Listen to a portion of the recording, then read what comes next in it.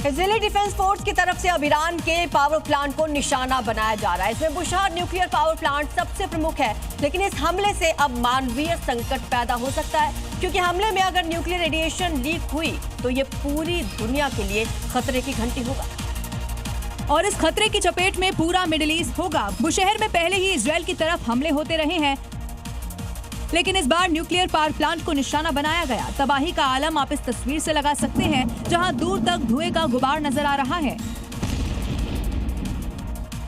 Bushahr nuclear power plant पर हमले ने लोगों को 15 साल पुराने फुकुशिमा की याद दिला दी है, जहां सुनामी की वजह से जापान के फुकुशिमा में परमाणु संयंत्र से रेडिएशन रिसाव होने लगा, जिस वजह से 3000 से ज्यादा लोगों की मौत हो गई थी। जबकि इसके पहले साल 1986 में यूक्रेन के चेर्नोबिल रेडिएशन लीक होने की वजह से आपदा की स्थिति बन गई थी। तेल की बढ़ती कीमतों को लेकर व्हाइट हाउस की ओर से बयान सामने आया है। युद्ध रुका तो कीमतें अपने आप गिरेंगी, ये कहना है अमेरिका का। अभियान खत्म होते ही इसका असर दिखेगा और दुनिया भर में क्रूड ऑयल महंगा हुआ है, इस बात को अमेरिका मान रहा है। हालांकि अभियान खत्म होते ही असर दिखने लग जाएगा, तेल की कीमतें अपने आप कम होने लगेंगी, क्रूड ऑयल की कीमतें घट जाएंगी, ये कहना है व्हाइट हाउस का। आपको बता दें कि जब से ये युद्ध शुरू हुआ है, उसके बाद से हॉर्मुज स्ट्रेट का रास्ता बंद होने की वजह से एशिया में, यूरोप में, खासतौर पर साउथ एशिया में तेल और गैस की जो किल्लत है वो बढ़ी और किल्लत बढ़ने की वजह से, डिमांड ज्यादा होने की वजह से कीमतें बढ़ती चली गई। एक और बड़ी खबर आ रही है कि चीन का दौरा करेंगे राष्ट्रपति ट्रंप। तो जो दौरा टाल दिया गया था, पोस्टपोन कर दिया गया था, अब बताया जा रहा है कि 14 से 15 मई को ट्रंप चीन जाएंगे। शी जिनपिंग को यूएस का न्योता भी देंगे डोनाल्ड ट्रंप। अमेरिका और चीन के रिश्तों में बड़ा बदलाव आने की संभावना है। इस पूरे युद्ध में जो फिलहाल चल रहा है, उसमें चीन और रशिया की भूमिका को लेकर बार बार सवाल उठते रहे हैं। ऐसे में मई के महीने में डोनाल्ड ट्रंप का ये चीन दौरा होने वाला है, यानी कि चीन और अमेरिका के संबंधों में बड़ा बदलाव देखने को मिल सकता है।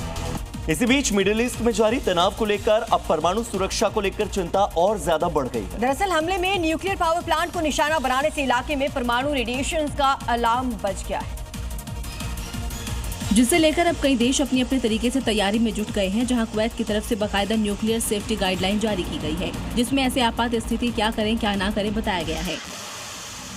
गाइडलाइन में ये भी बताया गया है कि अफवाहों पर ध्यान ना दे। वहीं अगर रेडिएशन का रिसाव होता है तो इसके चपेट में बहरीन, कुवैत, यूएई, सऊदी अरब और ओमान जैसे देश आ सकते हैं। इधर मिडिल ईस्ट में जारी जंग का 26 दिन से हम हालात देख रहे हैं, लगातार वहां से वीडियो सामने आ रहे हैं। एक तरफ तो अमेरिकी राष्ट्रपति ट्रंप 5 दिन नो अटैक की बात कर रहे हैं, दूसरी तरफ ईरान ने अमेरिका के यूएसएस अब्राहम लिंकन पर बड़ा हमला करने का दावा कर दिया। एक वीडियो जारी कर ईरानी सेना ने अब्राहम लिंकन पर 101 मिसाइल दागने का दावा किया है, जबकि ये वॉरशिप है जो महायुद्ध में ईरान में तबाही मचा रखे हैं।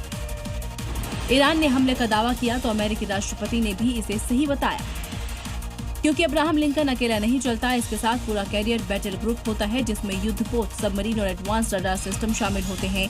इस कैरियर पर 80 से ज्यादा लड़ाकू विमान और हेलीकॉप्टर तैनात रहते हैं। युद्ध के बीच भारत के लिए अच्छी खबर, आज भारत पहुंच जाएगा जगवसंत कांडला बंदरगाह पहुंचेगा शिप। आपको बता दें एलपीजी लेकर आ रहा है ये जहाज, हॉर्मुज के रास्ते से आया है शिप। आपको बताया था 2 जहाज भारत पहुंच रहे हैं और बड़ी खबर ये कि आज ही जगवसंत कांडला बंदरगाह पहुंच जाएगा। एलपीजी लेकर ये जगवसंत जहाज आ रहा है। आपको ये भी बता दें कि हॉर्मुज का रास्ता पार करके ये जहाज आज भारत पहुंच जाएगा।